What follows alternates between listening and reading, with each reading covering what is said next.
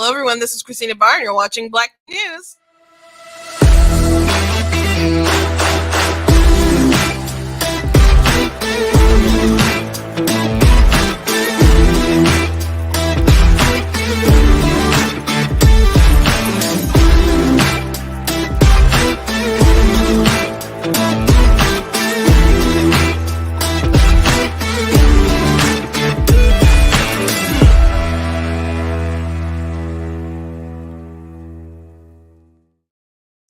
Hello. Welcome to Black Tea News. I'm host Christina Barr, and today we're going to be talking about this awful Obama tweet, which I shared it yesterday on Facebook. And people are like, "Why are you showing this traitorous demon?" I'm like, "Whoa, there." I think he's the worst too, but it was just really inappropriate, in my opinion. Like he could have had separate tweets, but he's like, "While we're mourning these children who have been killed, let's remember George Floyd," and it's like, bruh, nothing's like relative besides the timing of, and you could have like just put that in another tweet at the very least.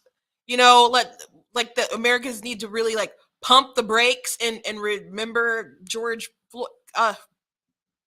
Ridiculous, but that's Mr. Divider in Chief. Mr. Divider in Chief. Also, Michael Knowles had a debate with Victoria Hammett, and if you don't know who she is, like if you're not on TikTok, you probably wouldn't really know her, but she's got over 800,000 followers on TikTok, and she is a leftist. Advocates for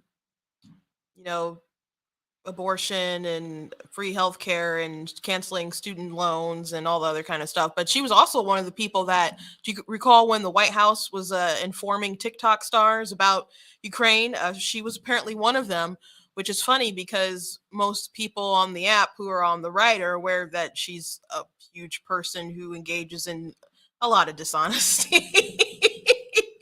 For sure. I think one of her viral tweets, that got around, or not tweets, but TikToks, was her talking about how easy it is to manipulate people because she took psychology. So I just think that's an interesting person to have come to your White House to talk about, or not come to the White House. I don't know if they were actually the White House or they were just like Zooming or something, but briefing them so they can inform other people.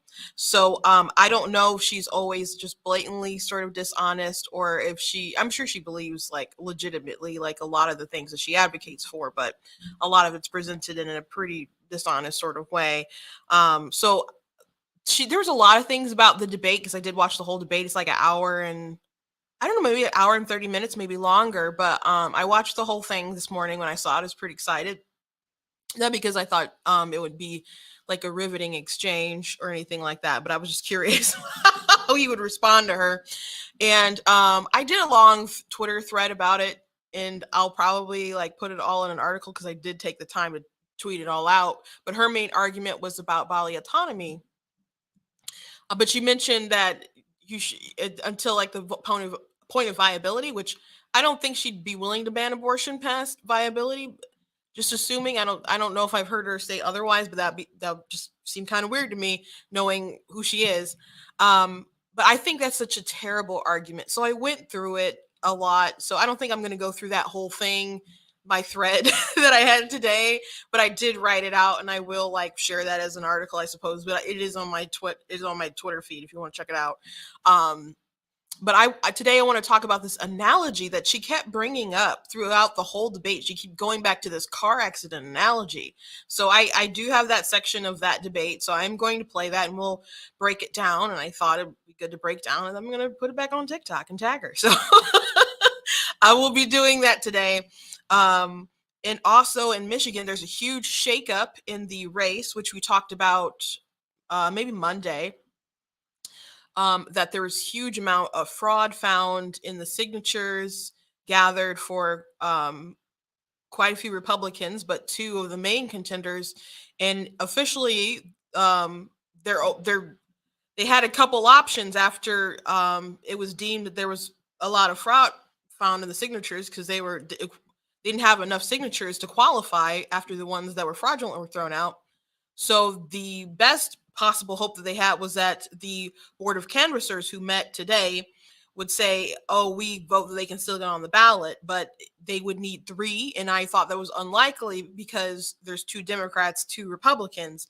And I'm surprised that it was a party split decision, that the Republicans said that they should and the Democrats said they shouldn't. I thought the Republicans, at least maybe like 1 or 2 of them would have been like, no, they shouldn't get on. So the people who they thought were like the main contenders are not going to be on the ballot unless there's like a big lawsuit, which I'll go into my thoughts on that going forward. And I don't know if it's going to be a popular opinion, but it will be mine. I don't care if you like it or not. I don't do my show to make you guys happy, though I do appreciate you watching. But before we jump into it all, I want to, let me just thank Brighter Michigan Pack. I'm in their studio today. I say something today that triggers you, which I don't know, could be likely. They don't care. I don't care. It doesn't work like that. They just like to uplift conservative voices. I'm here in the studio, and I appreciate having that space to do so. Please go to blacktnews.com, check out different articles that I have. I did post my one yesterday that I said I would after I got off air about thoughts and prayers. So you guys go ahead and check that out, because I'm really sick of people trashing thoughts and prayers, which this is the second time I basically had to write an article about this. But that's the world we live in, I suppose. Got a lot of good rebuttals on. Someone said, just to interrupt my rant, someone said main contenders is a stretch, and I know why, because I know that they back and their person's is safe. But I just thought it was funny. I see your comments, by the way, people commenting. Can't always respond because some of you type paragraphs, and I don't want to break my thoughts, but I do appreciate you watching live.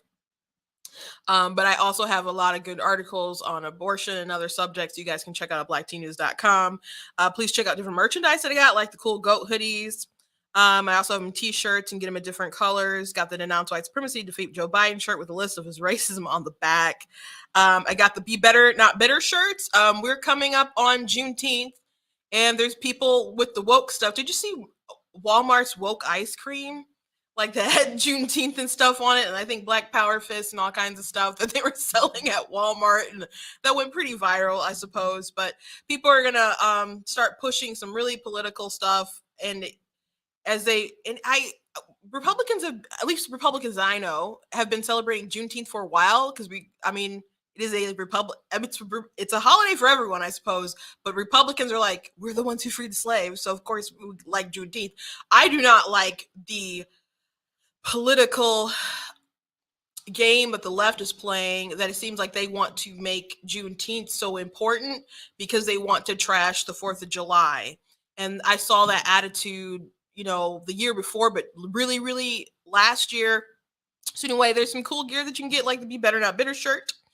Also, the Constitution is a Glorious Liberty document, which is Frederick Douglass. He's got the the cool meme glasses on. You can't see in the picture because it's too small from where you're looking, but the little digital kind of pixels are actually stars. So I thought that was a nice touch when I designed it. So you can go ahead and check out different merch that I have. And also, if you enjoy what I do here at Black Teen News, consider leaving a donation at blackteennews.com/donate. Anything that you guys can do to support, I appreciate it. Make sure you follow me across all my different social media platforms, and make sure that you guys are also sharing videos and so on, and articles. I really do appreciate everything that you guys do. So let's hop into it. My meme for the day is jumping right into the topics. So Obama here, it says exploit school shooting, exploit George Floyd's death, and him, wiping his forehead instead of the guy who's usually, this meme has a superhero or something who's sweating, considering his options. Well, oh boy. I was really upset, or not like crying or angry, foaming at the mouth, upset, but just like, dude, really? When I saw this tweet, this was a thread, but this was the first one. As we grieve the children of the Uvalde today, we should take time to recognize that 2 years have passed since the murder of George Floyd under the knee of the police officer.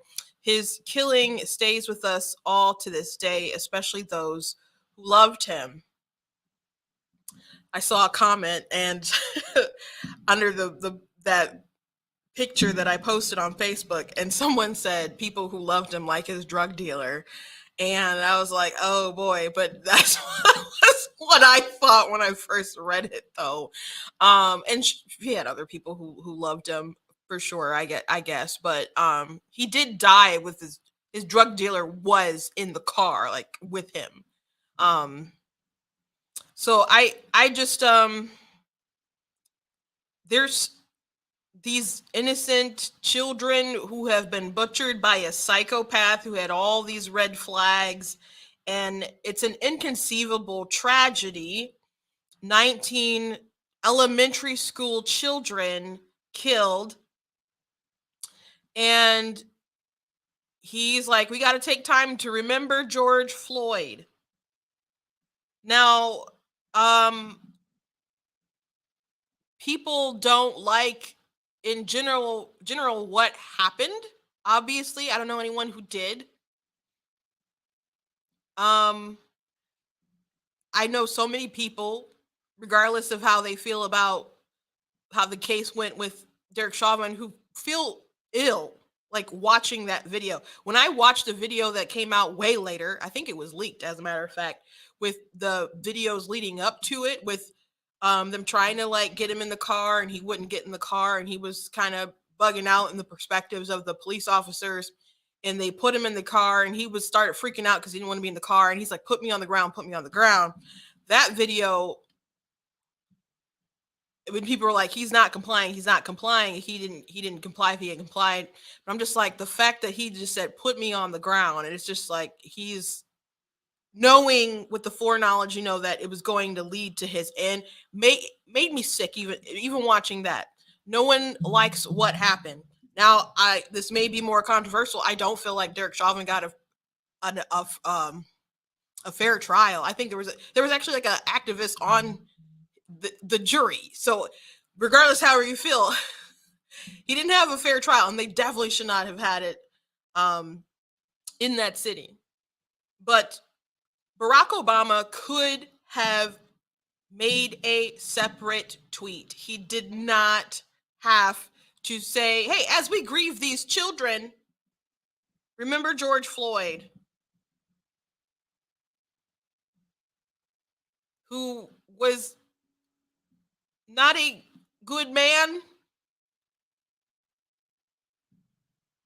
It's just so insensitive. I'm just like, how could you think to tweet this? Now, maybe he didn't tweet this. I don't know how many people actually go and tweet their own stuff. But how can you have someone managing your social media that would tweet something like this? It's so bizarre to me, and I don't get it. I really don't understand. Now, so many people talk about, and he at the end of his thread, he talked about there's this group that he was trying to promote, and they had a picture of Trayvon Martin as the thumbnail for the URL that he used. And if you can recall, people thought there was a pretty big shift in a lot of the conversations and stuff, and didn't like when Obama said the phrase, if I had a son, he'd be like Trayvon Martin. And I always thought that was pretty divisive, because I'm like, no, he wouldn't. What does that mean? Did he just, because he'd be black? What does that mean? I'm like, not everybody's sons, because they're black, are the same. My brother's not like Trayvon Martin. What does that mean? He's the president of the United States. No, that is like one of the most unique things that can happen to a child. Your son wouldn't be like Trayvon.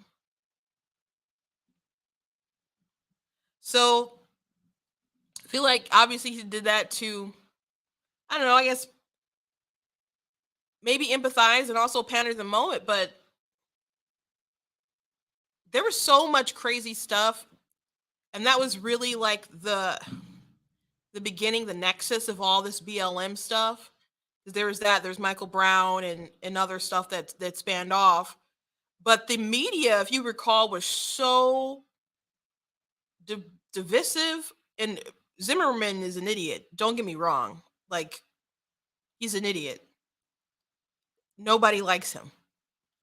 But there was, I can't remember if it was ABC or NBC, but there was a news organization that chopped up the 911 call to make Zimmerman sound like a racist or seem like a racist. So they were trying to imply racial stuff in there. They were saying he was white, and then they're like, he's a white Hispanic.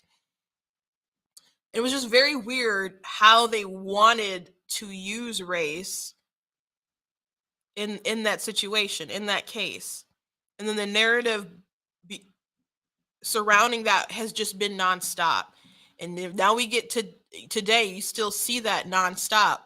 And I've talked about this before, but there's a data scientist from Reuters who was fired because he saw all the people from Reuters and within their like own like hub talking about BLM and shootings and police stuff, like, and all of these people had like a similar mindset, and he's looking at the data. That's what he does. That's what he's hired to do. And he's like, this stuff isn't adding up. And he's like in a major news organization, and everyone else is thinking the same way or too scared to voice a different opinion, and it's skewing all the same way in the wrong direction.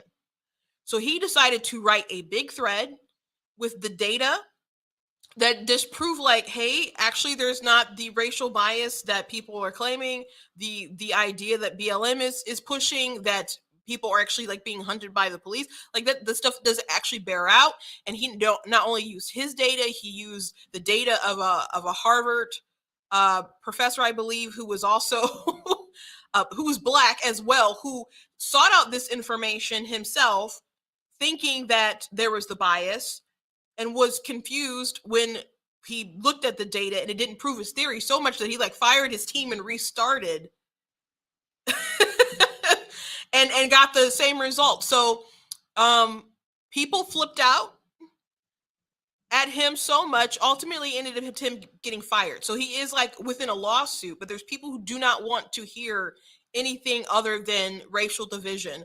And so there's a lot of people who naively supported Obama because they were like, yeah, we can, and naively and maybe good intentionally thought that, and maybe they also didn't care for McCain too much, but they're like, yes, we're going to put America on the right path forward by voting in this black man. And we can show everyone that we have come so far and progressed as a nation, and we can and you know, show the best of us right now, or whatever the thought process was, and we can really begin to put an end to racism. That's what some people believed. And a lot of people found that racial tensions and division got a lot worse during that time. I can't remember the exact words that Obama said at a funeral when there was different police officers who were shot.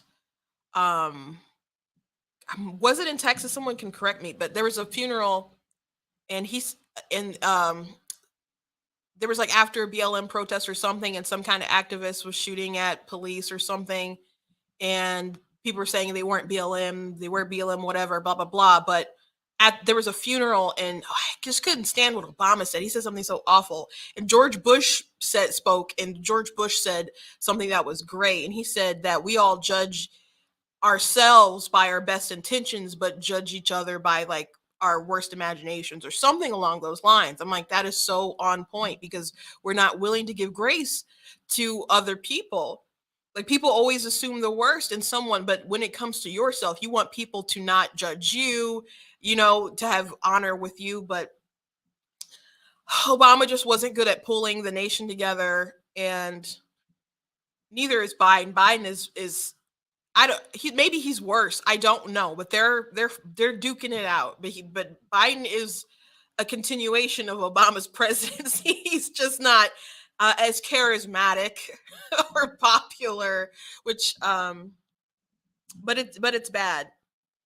It's bad. And you know, a lot of people who were in Obama's administration, you know, went over to Biden's anyway. Jen Psaki worked for the Biden administration too.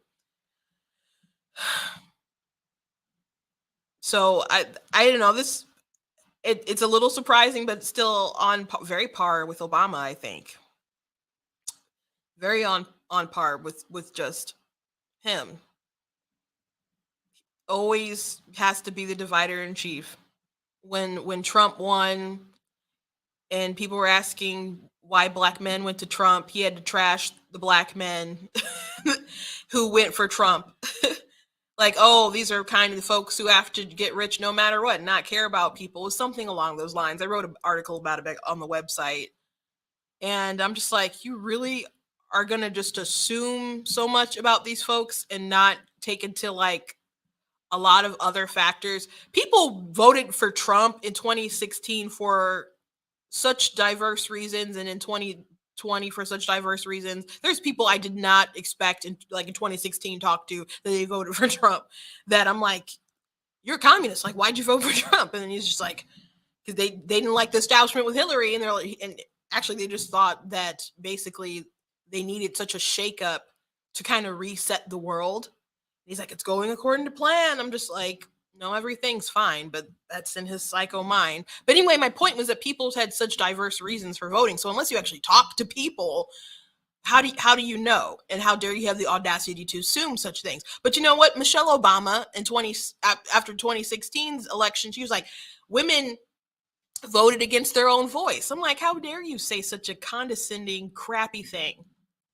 I don't like these people. I know some people are like, oh, I just didn't like his policies. I don't like them.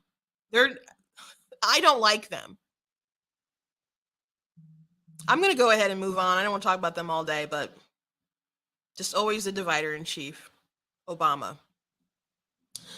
Okay, let's talk about what happened in Michigan. If you're unaware, there were some fraudulent signatures, and I looked through the Chief James Craig's file that the election bureau whatever had put out, and also Perry's, and a lot of the same fraudulent signatory people were both on their stuff. And I looked at some of the examples they gave, and I'm like, man, this seems pretty blatant as far as the fraud goes. And the firm that a lot of these folks used to collect signatures had very kind of shady folks involved. And I do not allege or think that the candidates or the campaigns themselves knowingly engaged in anything fraudulent. I don't at all. But they both turned in a lot of signatures, and that were over the threshold, way over the threshold. You need 15,000, but because so many were fraudulent, I think Craig almost got like 30,000 or something like that. But there were so many that were fraudulent that they were both under. He was under the mark, and so Craig, former police chief of Detroit, people keep mentioning, like in his video, he's like, "We didn't let Detroit burn," which a lot of people appreciated that. During the 2020 BLM, protests and other kind of stuff like that. So a lot of people really liked Craig. A lot of people liked the idea of there being good crossover, and possibly getting people in Detroit. The way that I saw people initially attacking him when he was like making his announcement, I'm like, they're really afraid of this. They're really scared of this. As a matter of fact, I wrote an article about it, that they were really concerned about it. And I didn't think the way that they were planning to attack, by what they were how they were attacking initially, was going to work to sort of paint him as a Trump supporting kind of Oreo man, I guess. And I'm like, that's not gonna that's not gonna fly. I'm like, especially these young Democrats trying to make that case, like that's not gonna work. That's not gonna work. And then you had Perry, who came in much later, who has a lot of money. So he's coming in with a lot of cash, and a lot of people who I talked to who aren't too into politics were aware of Perry because he was apparently flooding the airwaves with different campaign videos. So, but Craig still had, I think, the most name ID, and was like polling, I believe, in the top. But then you had Perry, who was gonna, I guess, flood with cash. So they are both two of the main contenders, which someone said that comments is like, that's debatable, which I think is, I know which candidate they support, so that's why I just think it's funny. I just think it's funny because they're like just defending their guy, not because I don't think their guy is good. Which I think Soldano is the only person I haven't really met. I've met a lot of the candidates, but I have yet to meet Soldano. Um, but those were the top two in people's minds and pollings and stuff, and they're not going to be on the ballot. Now, their hope was that the board of canvassers would vote in their favor, but I didn't think that was going to happen because they needed 3 out of 4, and it's 2 Democrats, 2 Republicans. Frankly, I'm surprised, and I have to go back and look at the reasoning for the Republicans. I thought they were going to get no votes, to be frank, but maybe they felt like, obviously they didn't knowingly participate in the fraud. And so give them a shot, give them a chance and whatnot, and the voters can decide whether or not they, should be on the ballot. Maybe that's the reason. I'm speculating because I read some articles about it, but I didn't see why, how the arguments broke down. I just saw that it was 2-2. But they needed 3. So their only hope, their only shot is if they take it to court. And I don't think that's going to work. I mean, it could work if they sue or something. They should definitely try to find some justice from the people from the money grubbers who took their cash, had the fraudulent ballots, and have gotten them disqualified. In my opinion, which I don't know if this will be a popular opinion, but I'm going to say it because it is my opinion. I think they should let it go. One candidate, Michael Brown, already dropped out, and he did mention the money grubbers and how he's taken advantage of by greedy ballot petitioners. And there was 5 candidates in total who were, I suppose, taken advantage in this sort of way. I do not think it's going to be, in the long run, a good thing if someone like Craig or Perry got on the ballot and the Democrats are pushing back and have the talking points of these Republicans are talking about voter fraud and ID and all these election integrity stuff, and they couldn't even make sure that thousands of signatures from petitioners weren't invalid. I think they should sue those petitioners, and there should be legal action, I believe, for all those fraudulent petitions. But as far as like suing to get on the ballot, I don't think that's going to be good in the long run for defeating Gretchen Whitmer. That's my opinion. So someone said Michael Brown had common sense. I think common sense is one thing, and then it's also like, why at this point, why continue to fight it? Because there was a low possibility, I think, for him probably winning too. So but I think if I had to guess, I mean, Perry does have the cash to take some stuff to court if he wants to take it that far. And he's invested a lot of money. There's a lot of ads and other stuff. He's going around with a bus with his face on it. Trying to get that Trump endorsement and other stuff. So I know they're working hard. I know people who were working for his campaign. This is devastating. I know a lot of people are supporting him and pushing him, and a lot of people are pushing Craig and supporting Craig. So people that I really know, that I know and care about. So this is devastating. For all the supporters of who's not going to be on the ballot. But I think that is like a devastating talking point for the Democrats to use going forward. I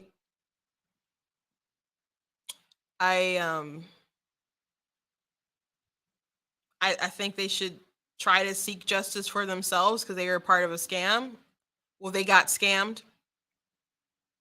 And maybe I don't expect anyone to take this particular advice from me anyway.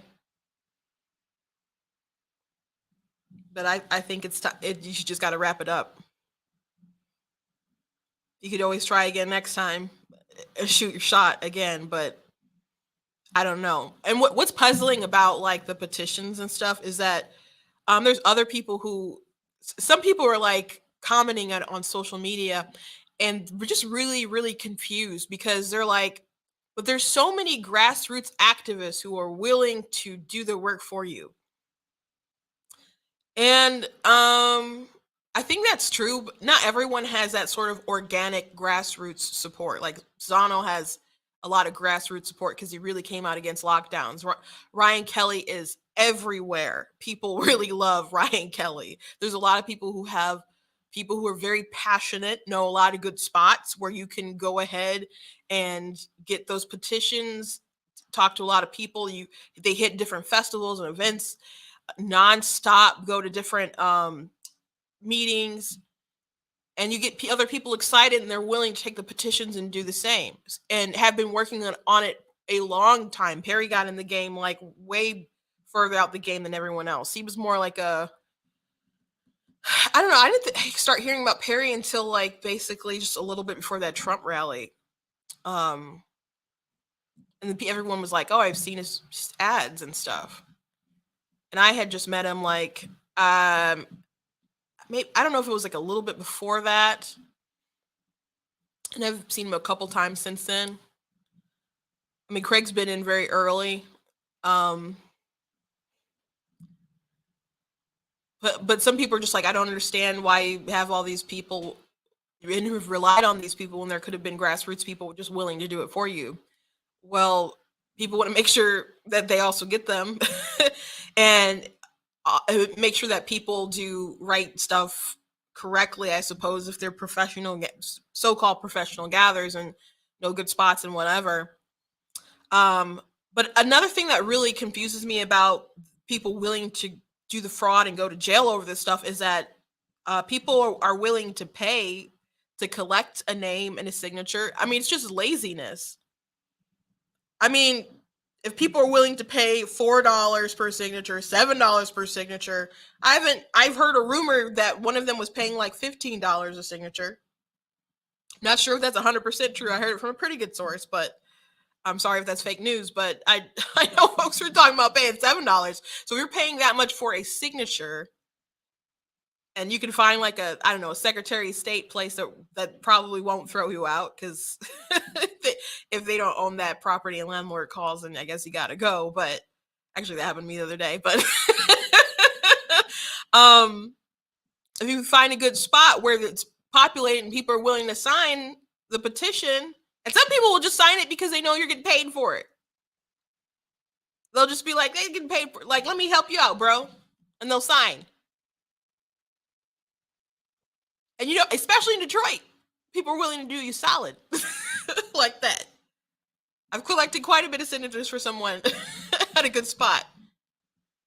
So it doesn't compute with me, so why someone would be willing to commit that kind of fraud. And it is fraud. Like, you can mess up ballots and with wrong addresses and other kind of stuff like that. But some of the stuff was like really, really blatant, and we're talking about a lot of stuff. So it's a mess, and my heart goes out to people who were really committed to these candidates, and the people who worked on these campaigns, and the candidates themselves, to put so much time, effort, money, emotional, physical, spiritual, whatever, into these races and not be able to at least get on the ballot. It's one thing to lose, but to go out like it's terrible. Like, I've been part of a campaign. Like, if I had to do my own, and I was in a race where I knew I couldn't win. It was the 80-20 district against Brenda Lawrence in 2014, and I only ran for like a month, and it still kind of hurt to lose.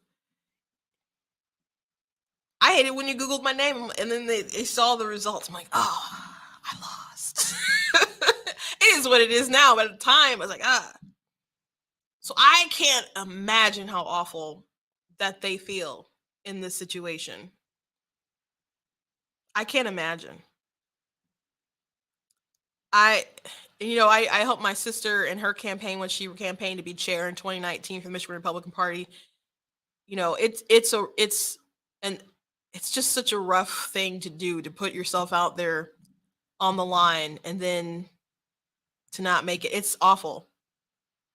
But in my humble opinion, I think they gotta I think they gotta let it go. That's just my opinion. You may not like it. Um, I think going forward now, since like the big name is gone and Perry, who had a lot of cash, is gone, and who was like, I guess, buying for that name ID. I think that if I had to say a front runner who I thought is probably going to emerge, I think it would probably be Tudor, especially with that DeVos endorsement, because obviously the DeVosses have a lot of money, and the DeVosses are going to pour in a lot of money. There's some other great grassroots candidates, and I would still consider Tudor on the grassrootsy side. At least she seemed to me. I mean, I've met a lot of these people. There's other good options out there, and it's a long way still to November, so we'll see. But as far as Craig and Perry and other folks, I think it's the end, and I think maybe it won't be. Maybe they'll keep fighting, but I think it's best if it probably is the end, in my humble opinion, as a commentator. Okay. Last thing I want to mention, not the last thing, but the last political thing, then I'm going to mention something else. Is this debate between Victoria Hammett and Michael Knowles. Now, if you do not know Victoria Hammett, she is a TikTok personality. She has over 800,000 followers, and she's a hard Democrat, liberal person. She's one of the people that the White House actually briefed in the Ukraine situation. I've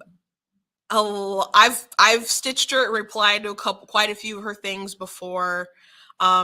Just kind of the typical sort of leftist, but she had a debate with Michael Knowles on abortion that was like, I think it was more than an hour and a half, but I did watch the whole thing today, and she kept bodily autonomy was her main argument. I think there's so many things that don't work out for bodily autonomy, especially since she mentioned like to the point of viability. And I don't know if that actually means that she'd be willing to ban abortion past the point of viability. But she didn't mention it. And I thought that was so weird because, in my opinion, if bodily autonomy is your argument, what does it matter? What viability? Because it's still in your body. It's still in your body. So I went into a big Twitter thread about it. I'll post probably it all on my site, what I said, like an article. But I want to talk about this analogy that she continuously kept bringing up throughout the entire debate. She kept going back to this analogy. So I want to go ahead and watch it with you guys, play with you guys, and then give my take on it.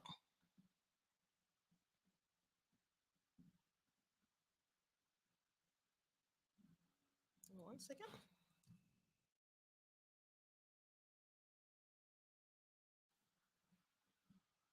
Their mind, and in order to express their regret, they kill a child. Does anyone think that that is moral or just? I again wouldn't consider it. I wouldn't consider it killing a child. Let me give you an analogy to kind of help demonstrate this point better. Let's say you're driving and you're driving safely. You're not. Wait, before we continue on, that tail end was part of another conversation before she went into the analogy, but she did admit that it was alive. She did admit that it was human. A child is just like someone under the age of puberty, or you could mean it in sort of a relation term, like I am 32, soon to be 33 on June the 10th. And it's my mommy's birthday today too. Well, not two, but it is my mother's birthday. And doesn't matter how old I am still her child. So it would be killing a child. It would be the mother's child, regardless. So but I don't think she considers it killing a child because it is not sentient. She said it in another part, and she mentioned a few other things, but these are arbitrary lines that people make so they can just really discriminate against an unborn human being. So they didn't break down sentience and other stuff like that in the debate, really. But I just want to add my 2 cents before we go into the analogy. Not drunk, you're not driving recklessly, and a stoplight is out. Some form of protection fails you. It doesn't keep you safe. You accidentally hit someone, and that person is now in critical condition. And let's say that there is some sort of procedure where you could hook yourself up to this person for 9 months to sustain their life. Should the government be able to legally force you to hook yourself up to this person, give them your bodily resources for 9 months, have you be at risk for lifetime long complications as a result of this procedure? Should the government be able to legally force you to do that? And if you would decide not to do that, would that be considered murder? So what you've just described is a version of what's called the violinist argument, right? And the violinist argument is probably the most popular argument for abortion. I think it's the most widely printed philosophical essay of all time. And it's a version of this, which is one day you wake up, you go to sleep, you wake up, and you're attached via a tube to the greatest violinist in the world. And the Musical Society of America has kidnapped you. They said, I'm very sorry we had to kidnap you, but your kidneys are the best kidneys to keep this violinist alive. So you can unplug yourself, but if you unplug yourself, the violinist will die.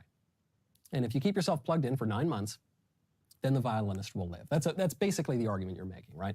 No, I was making the argument that I said about the driving and the stoplight. Oh, okay, but we're changing the details here. But the substance of that argument would remain essentially the same. I imagine you're familiar with the violinist argument, are you not? I am. So how would your version differ from the violinist argument? My version differs because in the driving analogy, you are choosing to drive, you understand the risks of driving, you understand that you could get into a car accident, right? And so this is where it becomes more comparative to consensual sex. But then and so sure, but so okay, I see that distinction, So but that you would seem to understand- weaken the argument for abortion, would it not?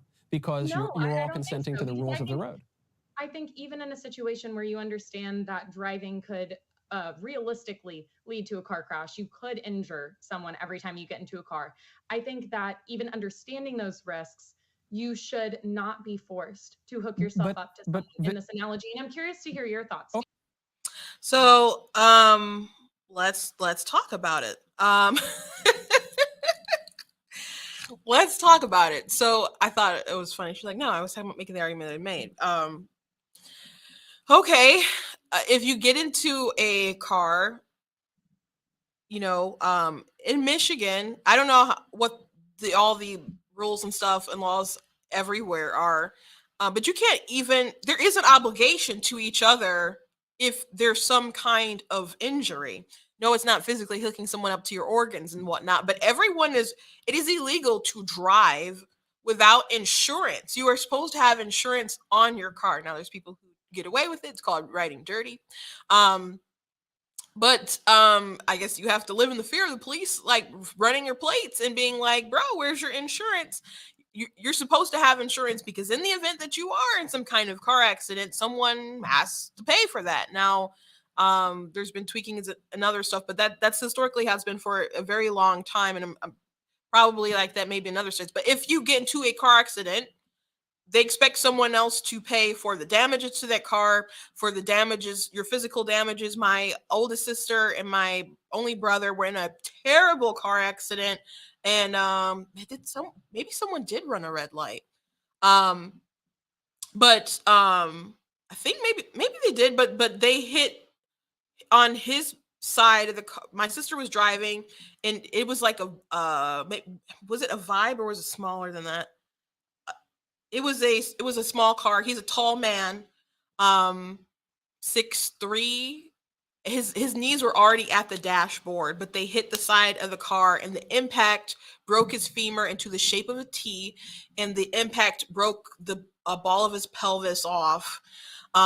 Nobody in the immediate area would take him because there was like a lawsuit waiting to happen. He had to go to Detroit receiving, and it just so happened that the best guy in the country for that type of surgery happened to be there at that time, praise God, and they did the surgery, and they still said he wasn't probably going to ever walk again, that he'd have limited healing with his nerves and stuff.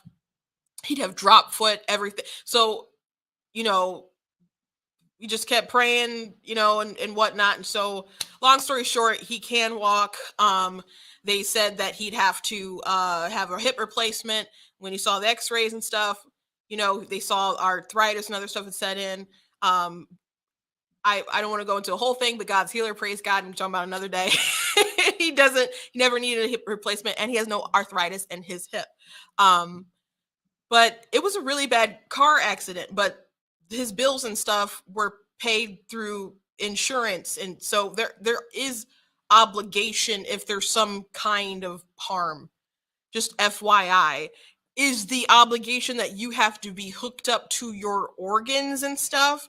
No, but she keeps making this analogy because she's like, can the government force you to give your organs and your nutrients and your life force and blah, blah, blah? But that's not what happens when you're pregnant. No one forces you to do that.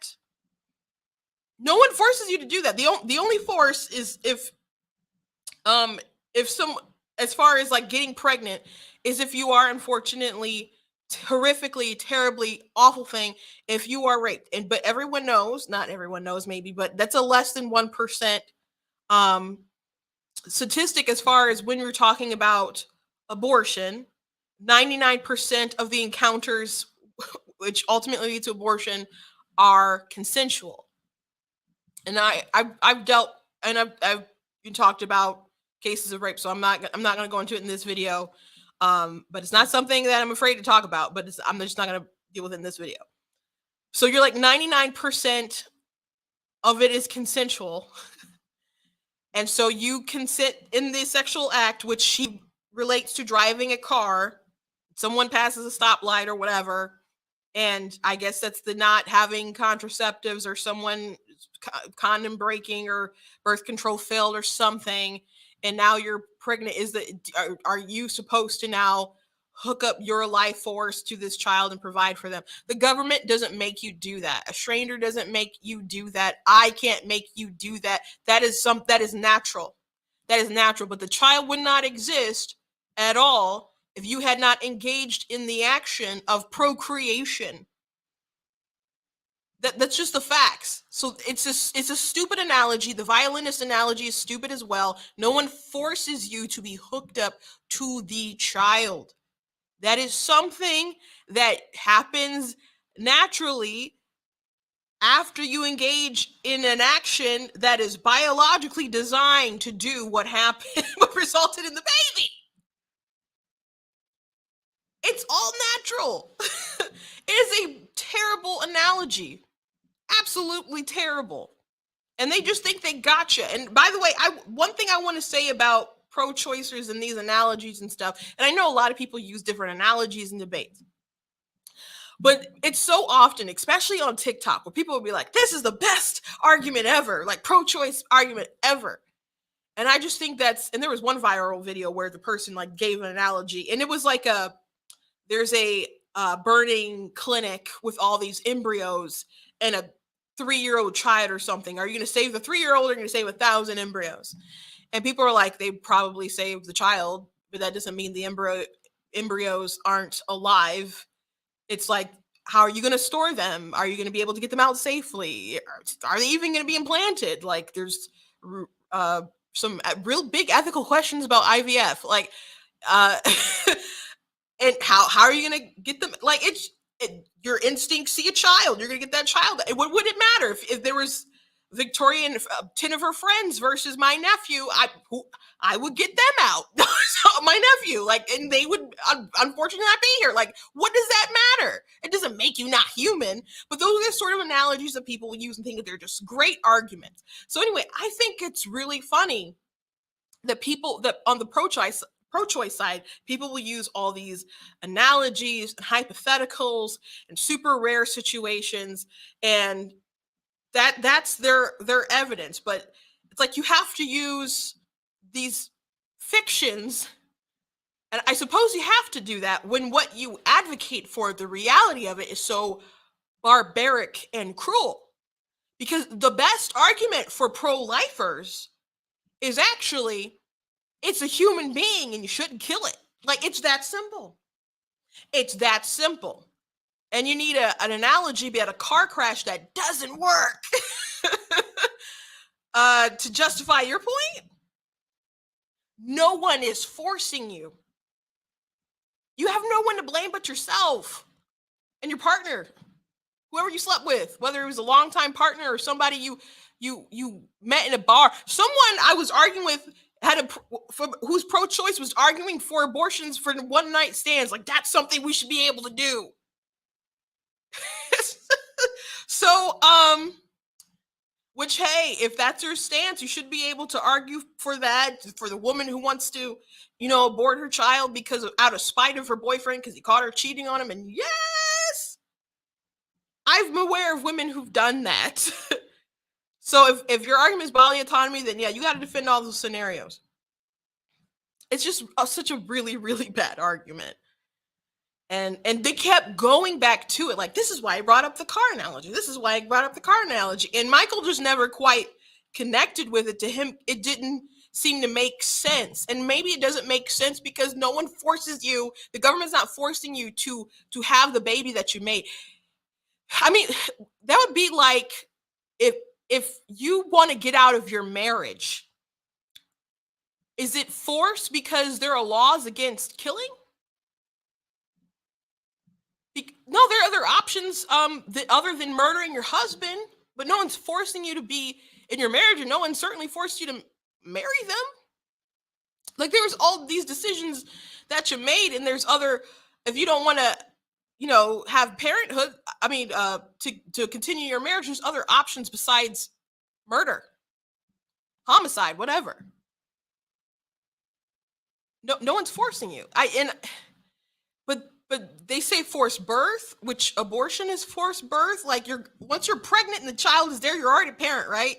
It's going to pass through you, and either it's going to pass through you as a live, living baby, or unfortunately, if there's some kind of miscarriage, or if you have some kind of abortion, but it's going to pass through you. So abortion is actually forced birth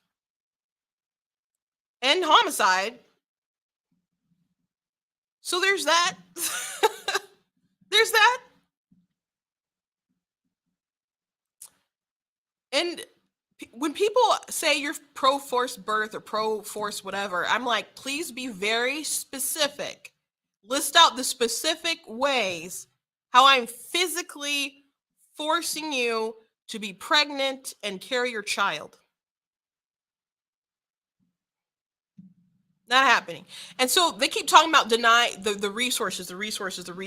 And some people are like, especially because I hear it's like 90% of abortions are maybe with the pill, like they're early. So people argue that that's I don't know, not as brutal because it's like the pills that they take basically cuts off what it takes to make like the placenta and everything, whatever nutrients and stuff that the child is getting, and then it suffocates or starves to death, and then you take another pill and then it forces it out of you. Sometimes in pieces, by the way, and I'm sure Victoria knows Chelsea Hart, and she had an abortion. That's another TikTok star. She had like 1 million viewers, but she had an abortion and opened up, and she's still pro-choice, I assume. But she talked about the trauma of her abortion and seeing her baby in pieces. And how painful it was once that you take the second pill and it forces you to have the contractions. And she was in a pool of sweat and stuff. And I understand not everyone may have a traumatic sort of abortion, but just letting you know, they can come out dismembered even if you take the pill. So some people will argue that they're not killing the child, they're just denying them resources. I know someone who set their house on fire. And I know arson is like not allowed and other stuff like that. But let's just say, for the sake of argument, that you could just set your property on fire. Like, is that a wrong thing to do? Well, the reason why she set the house on fire is because the cheating husband was inside. So why are you denying the child nutrients? Is it because you miss them so much? Because you're like, I need every bit of my nutrients? Or is it because you're trying to take out the baby? Let's be for real. I think a better analogy, and I'm not a fan of like using analogies in these debates because I don't feel like you really need to, and I feel like they really get off the tracks. But I think a far better analogy than what Victoria was saying, or the violinist one, is, let's say you kidnap a person and no one else can get to them. And you've been giving them, they're in a locked cell or whatever, and you just give them a little bit of food, you know? And then you decide, I don't want to do that anymore. And they die. Did you kill them? I think so. Because no one else can take care of the baby you made. No one else can do that. And you may think it's unfair. It's just human evolution, the nature of humanity that's been going on for as long as our existence. I'm sorry that you just think it's so unfair, life. I think it's unfair that rain is wet and so cold and my hair frizzes up. It was raining today. Sometimes life is unfair and you have to suck it up, okay? Especially when you make a baby. There's just no justification that she gave in the entire debate that justifies taking the baby's life. But you can't just be like, oh, I'm just going to deny you nutrients and I'm not killing you. So I think the prisoner, kidnapping the prisoner, because they only exist because of your actions, your deliberate actions, whether you meant them to get them or not, whether you meant to get pregnant or not, I mean. So you're the only one who can take care of them. They're in a secluded place. No one else can get to them. And their survival solely depends on you continuing to feed them. And you're like, you know what? I'm sick of walking to the kitchen and getting you water and bread or whatever. So I'm gonna call it a day. I'm gonna let you just starve to death. And once you're dead, I'm gonna get rid of the body. I think that's a more appropriate analogy than a car crash. So it was interesting debate. I don't know how interesting it'll be for everyone else if you're unaware of like who they are, but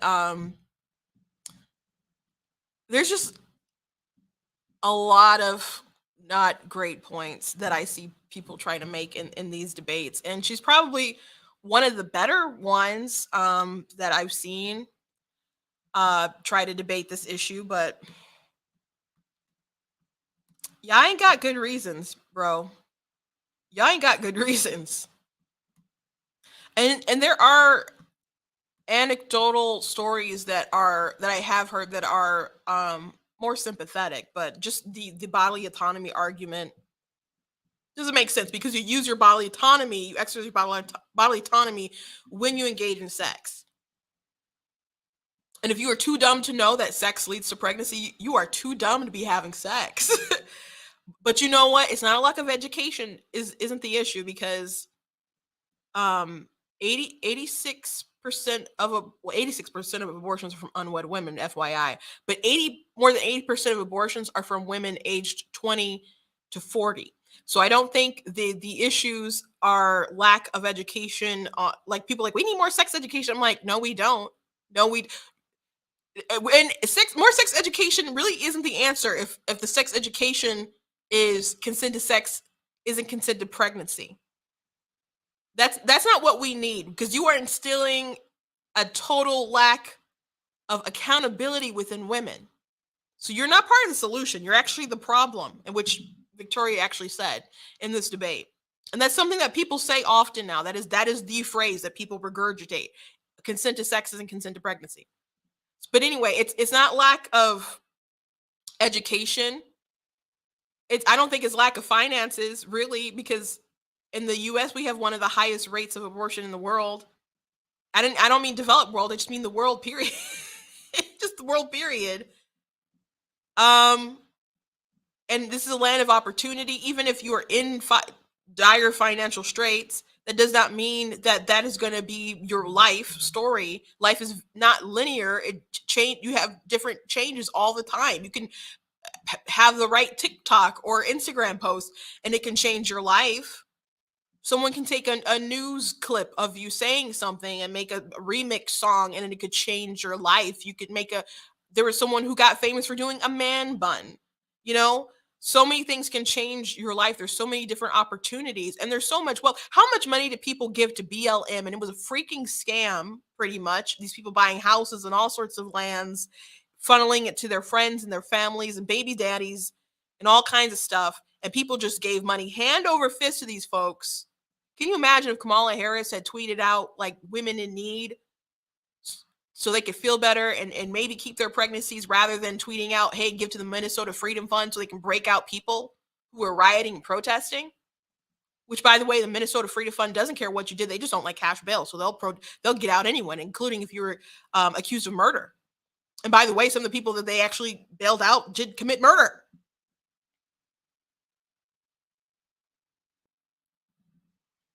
Our problem is that there's a lack of commitment and a lack of responsibility.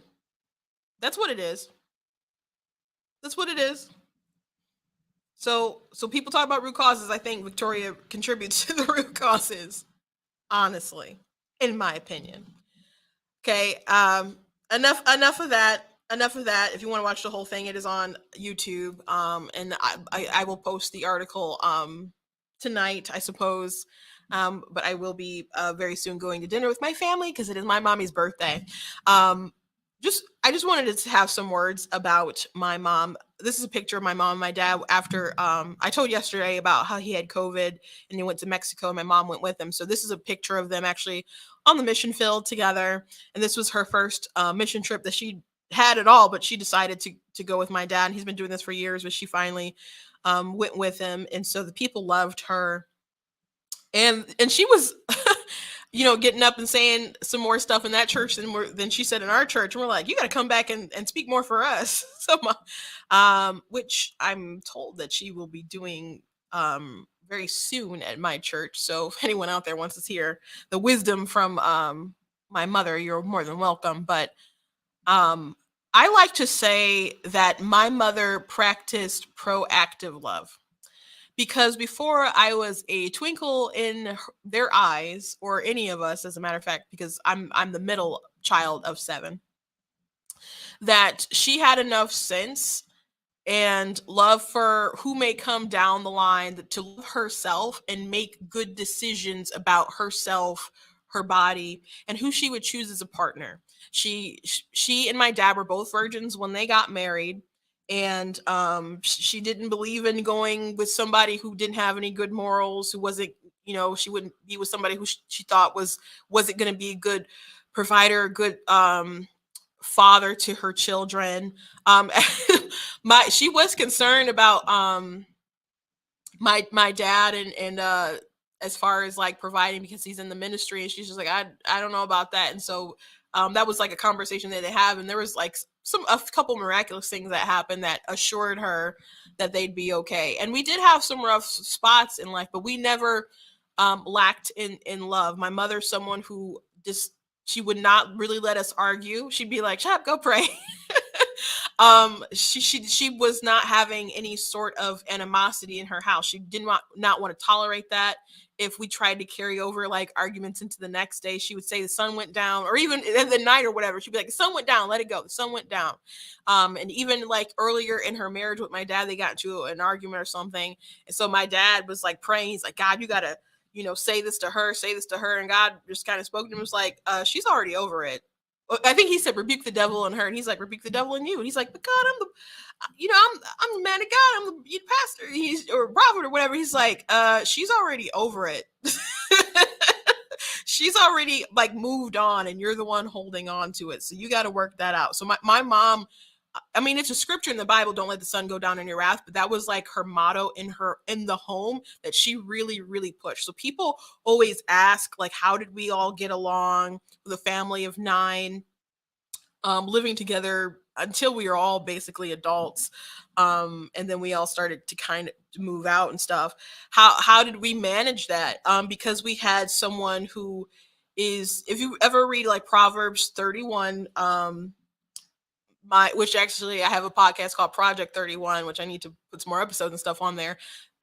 That's where that's from, Proverbs 31. So that kind of woman is someone, she's has an entrepreneur mind, but she's someone that her family can trust. She's that her husband can trust, that she's a good mother, that she can handle her home well. So there's a lot of things in that passage that I would attribute to my mother. And if you want to be, I believe, a good woman, you should look at that passage and try to model yourself in that sort of way and question, like, am I this sort of virtuous woman?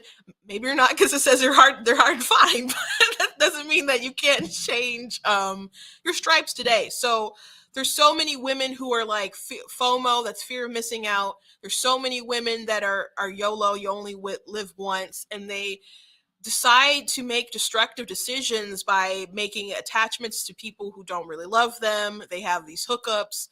They make soul ties to dead weights, and they don't realize the sort of damage they can do really long term to themselves, to other young men.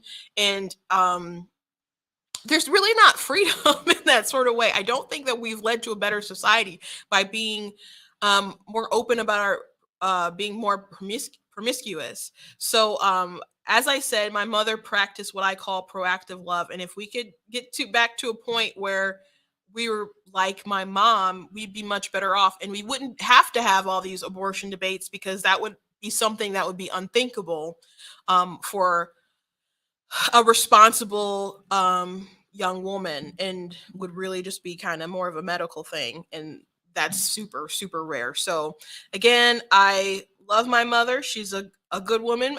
I love my dad. He's a good dad. And, they raised good kids.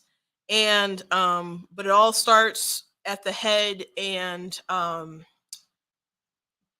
there's a scripture that says, train up, a child when they're young, when they grow old, they won't depart. There's a lot of people who depart, but there's a lot of people who don't have good examples, and other people who have good examples, and they're, I don't know, corrupted by the world, et cetera, blah, blah, blah.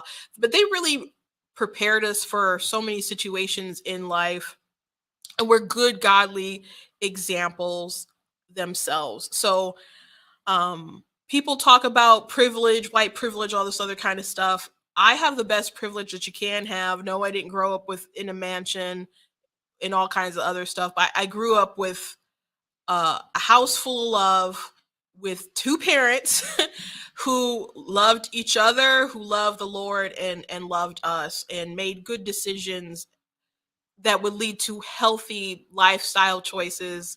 Maybe not always like physically healthy, because I am a bigums, but but as far as like being emotionally, spiritually, and mentally healthy. So and I'm my own person. I fought myself for my size. So I'm grateful to them. So I just wanted to share, and thank you for people in the comments saying happy birthday to my mom. She's a lovely woman, and we're gonna go out and celebrate her.